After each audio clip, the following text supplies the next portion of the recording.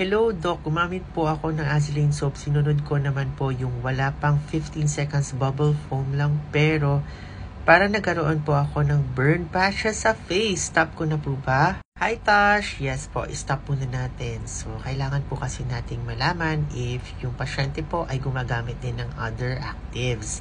So, if gumagamit tayo ng other actives, kagaya po ng mga acids, mga retinoids, kailangan natin maintindihan na mas sensitive po ang ating balat, no?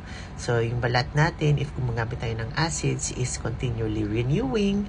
So, usually, bago pa lang yung mga top layer ng skin natin dyan. So, if ever may mga active ingredients tayo na bago na i-introduce, medyo mas sensitive siya compared to somebody who is not using any form of acids. And lalo na kung tayo ay gumagamit ng mga retinoids, no? Kung tayo gumagamit ng mga retinols, retinoid, adapalene, because these things actually make the upper layer of your skin thinner, but makes your dermal layer, your deeper layer of your skin thicker. So that's why sometimes nagkakaroon tayo ng mga hypersensitivity habang gumagamit ng mga retinoids na ito. So sa paggamit po ng Azelane, guys, kailangan be very careful tayo. Be very gentle to your skin. So when you wash your face very, very gently like a baby. Wag natin ito ikukuskus like how we are used to.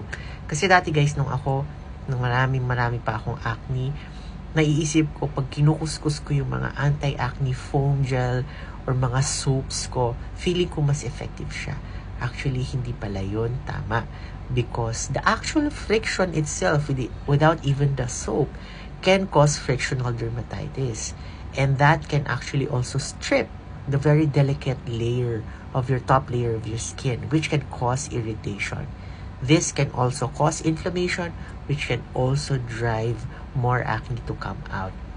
And also, guys, pag nag-wash tayo ng Azelane soap, kailangan po morning and evening only, twice a day.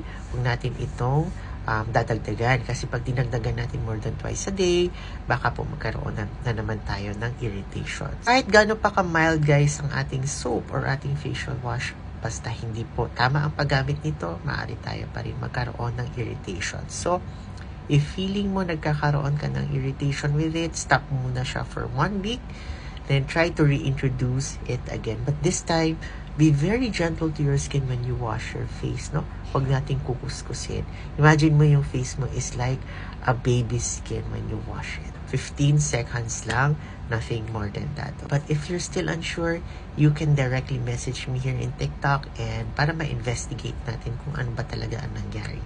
You can also send me a video of how you wash your face. Baka there's something we missed and we can try to correct it.